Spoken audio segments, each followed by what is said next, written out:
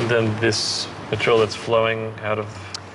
Yeah, this is large pearl tapioca. This material is a holdover from the projects that came before Cremaster that were kind of a meditation on a fictitious metabolism.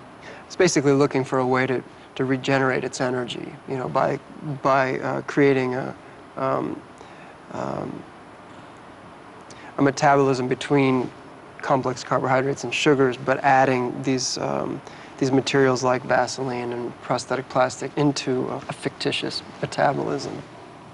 Probably my attraction to those materials in the first place is that they have the possibility of living inside the body the way Teflon does in a knee replacement, or silicone does in a breast replacement, or outside the body in the way that these vinyl and polyethylene prosthetics can build the body outward, and that if the whole project could be looked at as a body in some way, then these are the materials that could be its range of architectural materials, both internal and external.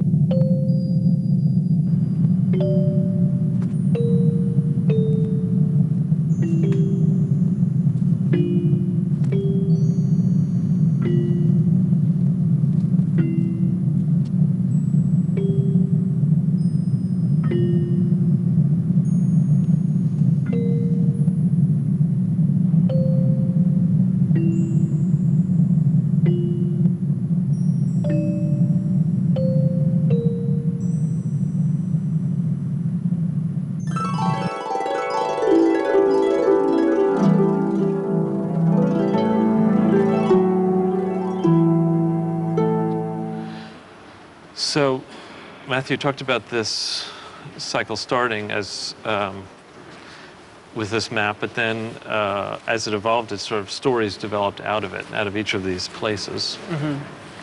Meaning, I guess, narrative stories and characters and so forth. And we're coming up here now to these photographs, which are part of the work and also are some of the characters, right? Yeah, this piece in particular is one character from each of the 5 sites, and that we talked about Bronco Stadium and the bathhouse in Budapest being the kind of bookends for it. What came after the Bronco Stadium site was the salt flats in Utah and the Rocky Mountain Range. Number 3 was to be made in the Chrysler Building, and number 4 on the Isle of Man, between England and Ireland. So there's an arc from west to east. Right. I think if you take the composite of all of the films together, I think you end up with something that probably belongs to the tradition of self-portraiture, I think. And maybe we could look in here. This room has the primary characters from each of the pieces.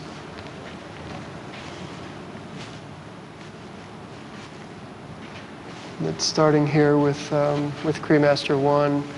The stadium in Idaho gave rise to a musical that I was interested in making a piece that had a lot of the sort of overhead photography that the Busby Berkeley musicals had, and to sort of art direct it in that same period, but to set it on that contemporary stadium in Idaho that I grew up playing on.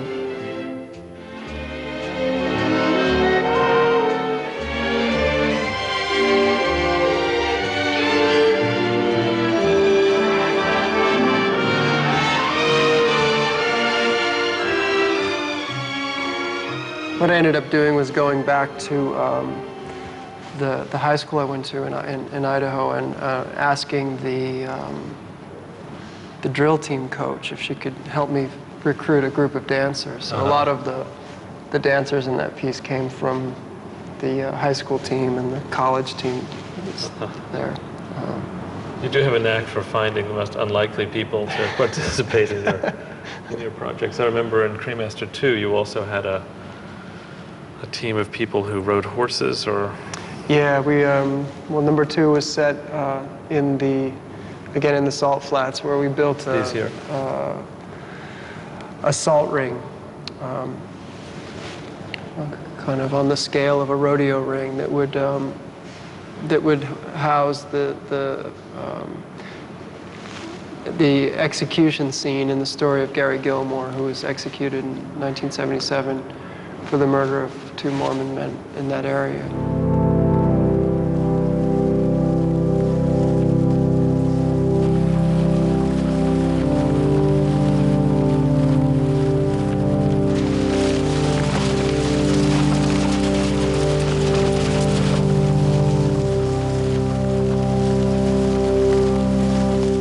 In this case, you played the role of Gilmore. Right, and of course Norman Mailer, who wrote the Executioner's Song about the Gilmore story, he played Harry Houdini. And I was interested in taking the fact of that landscape, which is a glacial desert, the salt flats, and following it up through the Wasatch Front into the American Rockies and up into the Canadian Rockies, and finding the glaciers that created the glacial desert, and using that sort of geological narrative as a way to try to organize a genealogical narrative from Gilmore to the supposed relationship to Harry Houdini, and that the myth is that Houdini's, or Gilmore's grandmother, who performed as a mystic, met Houdini at the World's Fair in 1893 and had an affair with Houdini. And if this were true, this would make Gilmore his grandson. Madam, what exactly is your discipline? I am queen. As queen, I preside over a society of drones. This arouses my interest in your capacity for metamorphosis. I would not wish for you to become a candidate for my throne. And so, Mr. Houdini, I have come here for you.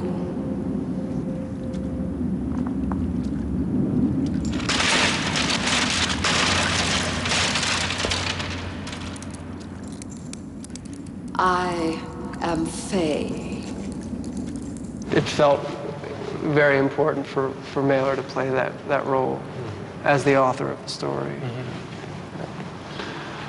And then 3. Yeah, Cremaster 3, again set in the Chrysler Building, was the last piece executed. And just to be clear about that, what you mean is that you filmed them out of sequence. You filmed them right. 4, 1, 5, 2, 3. And finally 3, yeah.